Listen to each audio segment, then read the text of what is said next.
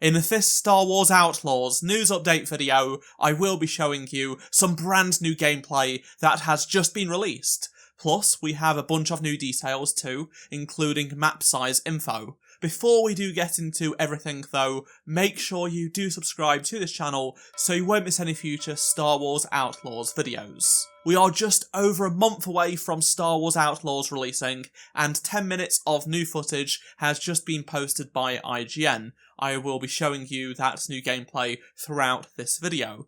This new gameplay shows off a lot more of Tatooine, which is great to see. Before we dive into the news and the gameplay, I just wanted to share with you that I actually got to play Star Wars Outlaws last week. Ubisoft invited me to their preview event, and I got to play the game plus record my gameplay.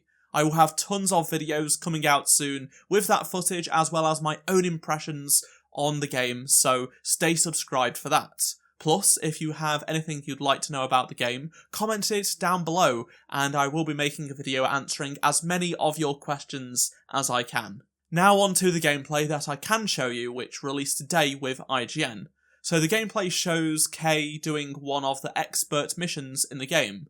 Expert missions are basically a replacement for skill trees in the game. Instead of gaining a skill point to spend on a skill tree, as seen in a lot of games like Jedi Survivor, there is none of that in Outlaws. Instead, you'll learn about experts who you can visit and do missions for. Upon completion of these various missions, you'll receive an upgrade for things like your speeder. So in Jedi Survivor we have multiple skill trees for the various stances and force powers and health and such. In this game, there are no skill trees. It's about working for these various experts to gain knowledge from them because they are experts in a certain area, such as, I guess, a mechanic who will help out with your speeder. It seems like this is going to be a much more interesting and fresh way to level yourself up in the game. One of the worries plenty of people have about this game is that it will feel too similar to other games. Based on what we are hearing and seeing here, it should be different enough from those other games in regards to the progression aspect. It will not be another game where you just have yet another skill tree that you need to earn skill points for to unlock things. We also know that one of the experts in the game is Lando Calrissian himself. In this gameplay, we see that you can go up to a sandcrawler and meet Jawas. Kay does this in this gameplay, and one of those Jawas is actually one of the various experts in the game.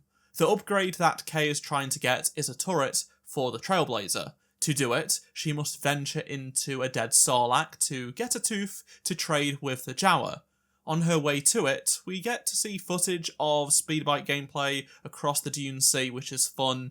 A crate dragon can be spotted in the distance, travelling through the sand. When a Sarlacc tooth has been collected from inside the Sarlacc pit, Kay tries to get out, and when she does, there is an attack. I will say that the visual effects and animations for the non-gameplay segments in this footage do look a little bit rough, though this build of the game is likely to be several weeks old, and there are still 6 weeks until launch. There will most likely be a day one patch ahead of the game, so hopefully those things do get fixed up.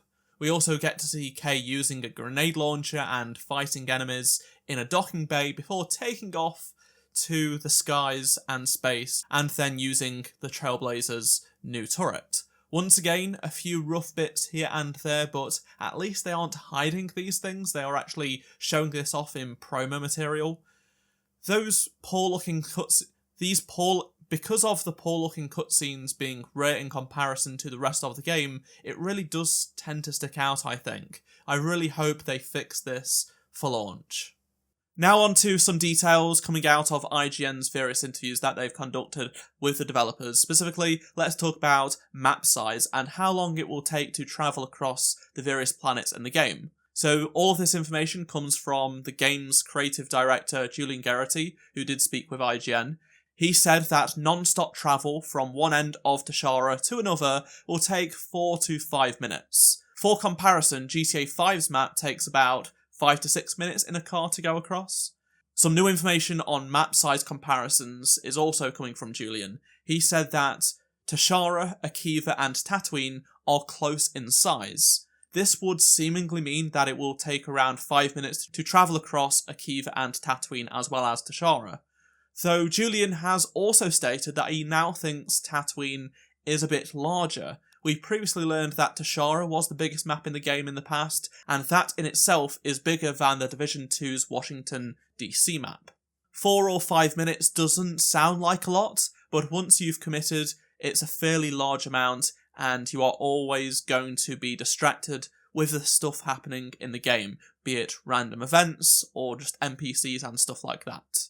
Massive's design philosophy for the game's planets was also discussed. Julian said that it was less about how big they should make the planets, but more about how long in terms of traversal with the speeder it would be. We don't want things to just be big for big's sake. We need it to be contained, always fun, always proposing different activities. So the traversal of the whole thing had to feel like a journey, a commitment when you get on your speeder and you want to go from one end to the next. So with the varying 4 planets, one large moon in Tashara, several space stations, and the various planetary orbits, I think there will be plenty of places to go, and it won't feel like a small game based on this information. In other news, the game is going to be part of a panel at San Diego Comic-Con again this year. The 3 main voice actors for the game will be there to talk about it, so if you are going to SDCC, then this is going to be a must-see panel for you. The panel is called Star Wars, Stories from a Galaxy Far, Far Away, and is not limited to Star Wars Outlaws. There will be sneak peeks for upcoming Star Wars books and comics that aren't related to Outlaws as well, so that will be fun. I'd love to know your thoughts on anything I've talked about in this video, so do let me know down in the comment section below. And remember, if you enjoyed this video, please do drop a like to help support the channel, and subscribe so you don't miss any future Star Wars Outlaws videos, including my gameplay impressions, which will be coming soon.